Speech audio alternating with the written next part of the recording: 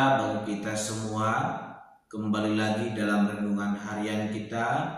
Mari Bapak Ibu kita memuji Tuhan dari Kidung Jemaat nomor 242. Muliakan Allah Bapa. Muliakan Allah Bapa, muliakan Putranya, muliakan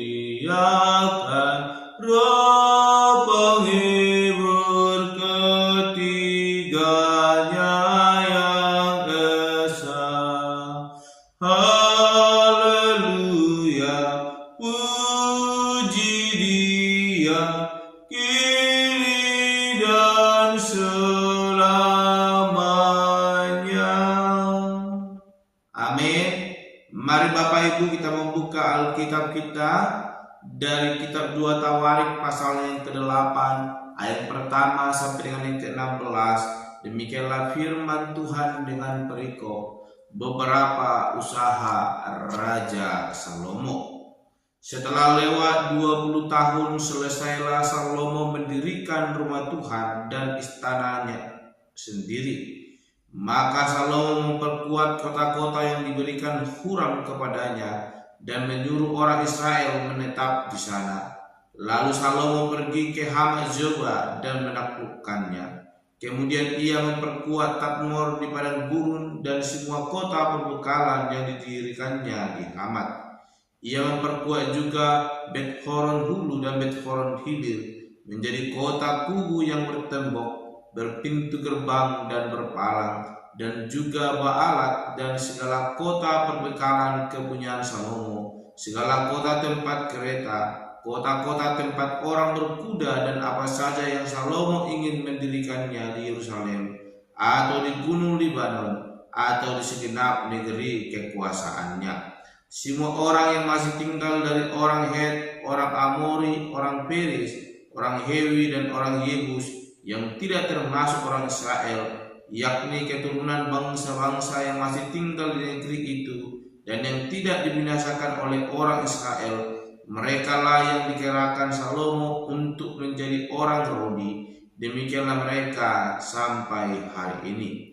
Tetapi orang Israel tidak ada yang dijadikan budak oleh Salomo untuk pekerjaannya, melainkan mereka menjadi prajurit atau perwira pasukan berkuda atau panglima atas pasukan kereta dan pasukan berkuda. Dan inilah pemimpin-pemimpin umum Raja Salomo, 250 orang yang memerintah rakyat. Dan Salomo memindahkan anak Firaun dari kota Daud ke rumah yang didirikannya baginya, karena katanya, tidak boleh seorang istriku tinggal dalam istana Daud, Raja Israel, karena tempat-tempat yang telah dimasuki tahu Tuhan adalah kudus. Lalu Salomo mempersembahkan korban-korban bakaran bagi Tuhan di atas mezbah Tuhan yang didirikannya di depan balai bait suci, sesuai dengan apa yang menurut perintah Musa ditetapkan sebagai korban untuk setiap hari, yakni pada hari-hari Sabat, pada bulan-bulan baru, dan 3 kali setahun pada hari-hari raya, pada hari raya roti tidak beragi, pada hari raya 7 minggu, dan pada hari raya pondok Daud. Dan menurut peraturan Daud ayahnya, ia menetapkan rombongan para imam dalam tugas jabatan mereka, dan orang-orang Lewi dalam tugas menyanyikan puji-pujian dan menyelenggarakan ibadah di hadapan para imam setiap hari menurut yang ditetapkan untuk hari itu, dan juga penunggu-penunggu pintu gerbang dalam rombongan mereka untuk setiap pintu gerbang, karena demikianlah perintah Daud abdi Allah. Mereka tidak menyimpang dari perintah raja mengenai para imam dan orang-orang Lewi dalam perkara apapun, juga mengenai perbendaharaan. Maka terlaksanalah segala pekerjaan Salomo dari hari dasar rumah Tuhan diletakkan sampai kepada hari rumah itu selesai. Dengan demikian selesailah sudah rumah Tuhan. Amin. Bapak Ibu saudara terkasih di dalam nama Tuhan Yesus Kristus, kita kembali merenungkan firman Tuhan, dan saya memberikan tema pada hari ini, yaitu muliakanlah Tuhan. Sekali lagi, muliakanlah Tuhan. Bapak Ibu, kita memperhatikan bagaimana Raja Salomo di dalam mendirikan bait suci Allah atau rumah Tuhan. Kita melihat sangat begitu banyak waktu yang dibutuhkan untuk mendirikan rumah Tuhan, bahkan istana bagi dirinya sendiri. Kita melihat hampir 20 tahun berlalu. Kita melihat ada banyak usaha yang dilakukan oleh Raja Salomo. Dia boleh memberikan ketetapan-ketetapan, bahkan memberikan tugas sehingga bait suci Allah boleh diselesaikan. Dan hal yang boleh kita perhatikan, apa yang boleh dimiliki oleh Raja Salomo. Sebagai raja, ia memiliki kekuasaan untuk boleh memerintahkan setiap bangsanya untuk boleh ikut terlibat di dalam membangun bait suci Allah.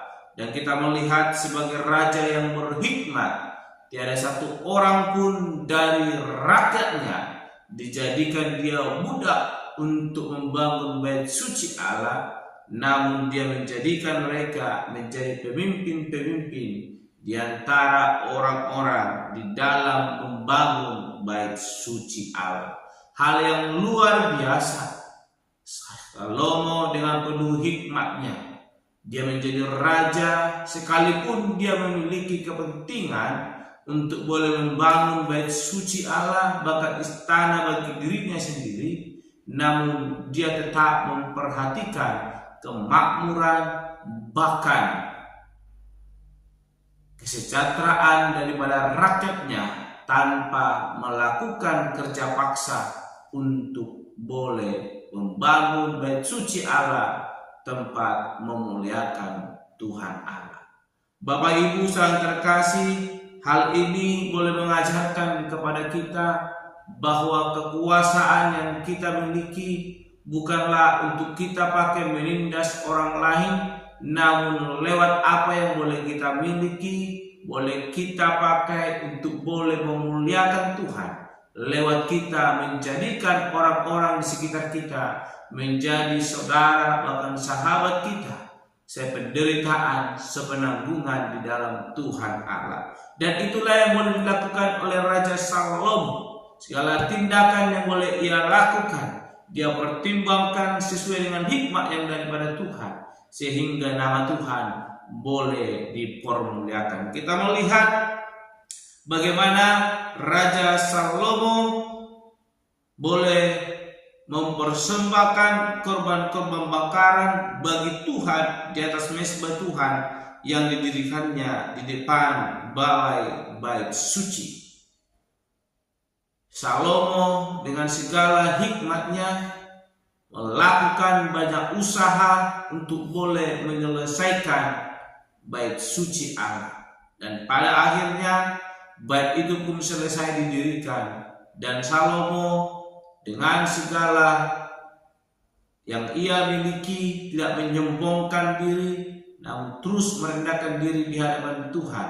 Dan apa yang ia miliki ia pakai untuk boleh memuliakan Tuhan Allah. Kita melihat dari ayatnya yang ke-12 sampai dengan yang ke-16, bagaimana Salomo melaksanakan pekerjaannya, dan itu didasarkan dengan hikmat yang daripada Tuhan, sehingga rumah Tuhan boleh selesai dibangun dan nama Tuhan boleh dipermuliakan. Bagaimana tema kita hari ini berkata, muliakanlah Tuhan.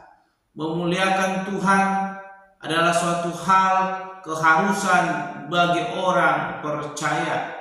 Sebab ketika kita mengaku percaya namun kita melanggar titah Allah, apa yang kita miliki menjadi kesombongan dalam hidup kita, semuanya akan menjadi sia-sia. Bagaimana firman Tuhan boleh kita renungkan 2 hari yang lalu. Kebenaran firman Tuhan dengan tegas mengingatkan kita bahwa apa yang kita miliki, segala hikmat, kepintaran yang kita miliki semua berasal daripada Allah.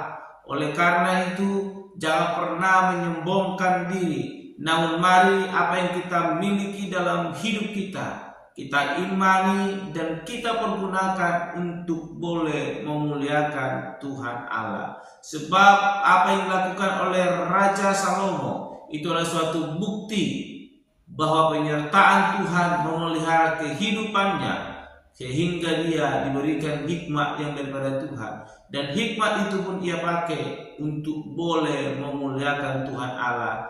Dengan memakai hikmat itu ia boleh mendirikan bait suci Allah sehingga nama Tuhan boleh dipermuliakan. Biarlah kiranya hidup kita juga demikian. Kita memakai apa yang ada dalam diri kita bukan untuk menyombongkan diri, namun kita diajak untuk boleh semakin merendahkan diri di hadapan Tuhan, memiliki hati yang sungguh melayani Tuhan sehingga nama Tuhan dipermuliakan.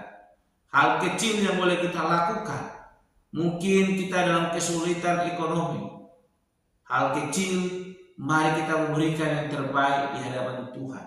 Setiap bulannya kita akan menjalankan kantong persembahan pembangunan gereja.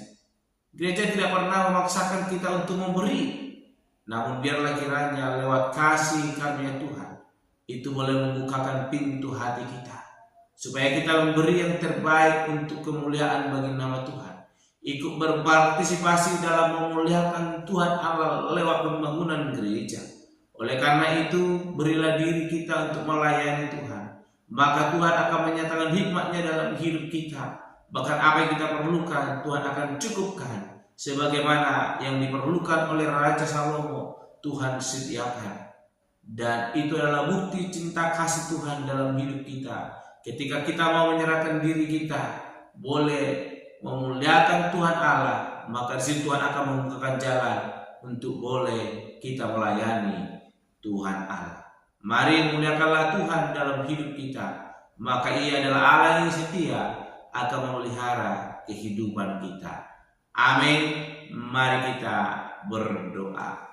Bapa Surgawi, kami kembali bersyukur karena kami telah merenungkan firman Tuhan yang mengajarkan kami dari kehidupan Raja Salomo yang memuliakan Tuhan lewat ia boleh mendirikan bait suci Allah, bahkan mempersembahkan korban-korban bakaran. Tuhan, mampukan hidup kami boleh memuliakan Engkau dalam setiap segi kehidupan kami. Lewat apa yang kami miliki, terlebih hidup kami kami persembahkan hanya untuk memuliakan Tuhan Allah. Terpuji termulia nama Bapa, di dalam nama Tuhan Yesus Kristus kami berdoa dan menutup renungan pada hari ini. Haleluya. Amin. Shalom Bapak Ibu, Tuhan Yesus memberkati.